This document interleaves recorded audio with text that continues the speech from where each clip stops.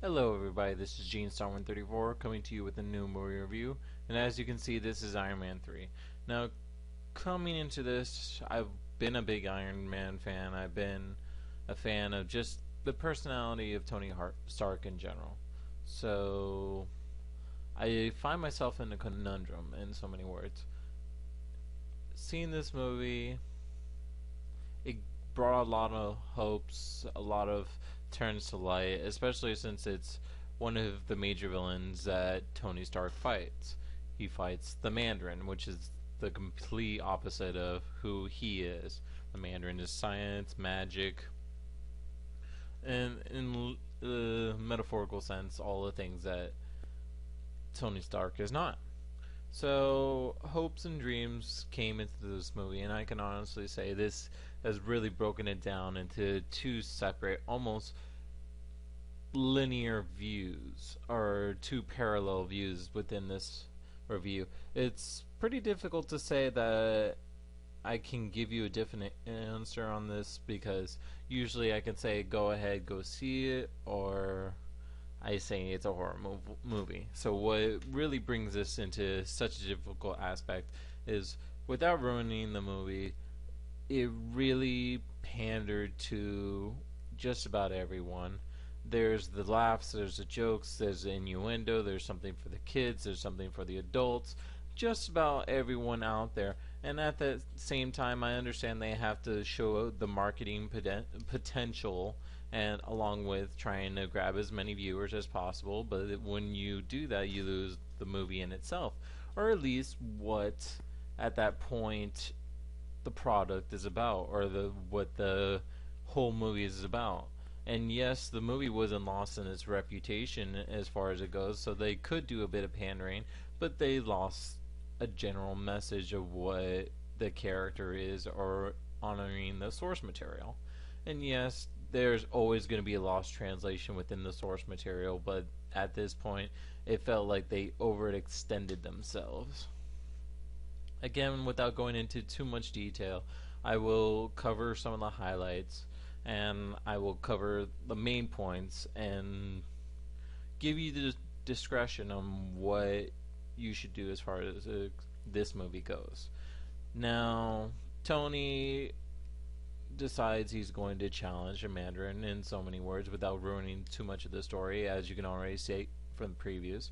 And he goes through his own life changing elements. Without covering up too much, of course, it's this same typical trial and error story that you get from just about all three movies. And it really feels like at this point he's not even trying. He's not the genius that he is. He's a human being in so many words, but he's smart when it comes to technology, and that's about it. So this movie does have a far subplot. I can't blame it on Robert Downey Jr. because he is a very good actor above par when it comes to these characters. So as far as it goes, writing is not the best as far as honoring the source material. Now, does it at least create a decent story, something that everyone can relate to and that everyone can at least enjoy? Between the satire, the jokes, the action, the seriousness of certain situations, yes. And moving on to that, we will get to the actors. The actors always do phenomenal. Ben Kingsley, his character, not the best, but he does steal the show without saying too many words. And along with Robert Downey Jr., there's a chemical right there that you could not make for anything. And so acting is on par. There is no problem with that. It's more along the lines, again, of them working to what the writers dictated and the source material. Finally, the movie is in itself and out of itself. It has barely any relation to any of the three movies except for the progression of the character, which is mildly meek. I mean, they do make a reference to some other movies, and in that it works. But as it goes, you can feel that it is a filler kind of movie. It really just gives you a satiation of what you want from the character, what you want from the movie, and that's not bad. But for me to see that a filler movie is a filler movie is in itself a bad thing. So it's one of those wishy-washy movies that I have to break it down into two parts, and here's my final discretion. That as a movie, this is a very good movie. It has all the essential elements: the story, the plot, all the ideas. There's no holes or barely any holes to fall through, and the acting is on par. So as a movie, it is a very good movie. It's a very nice movie that anyone in the family can see.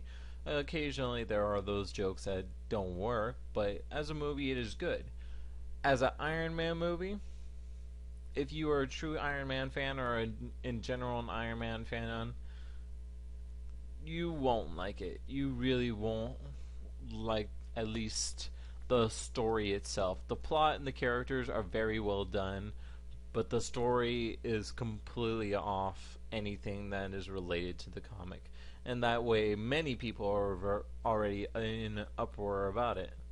So I can understand, but as a movie, if you just want to see a good movie that has a lot of action, a lot of good comedy, and a whole mix of its own sense of genre between comedy, action, whatever you want to call it, suspense, it is a worthwhile movie to go see. But if you are a truly big fan of Iron Man, then don't see it. It ruins your whole perception, and all you do is end up angry by the end of it.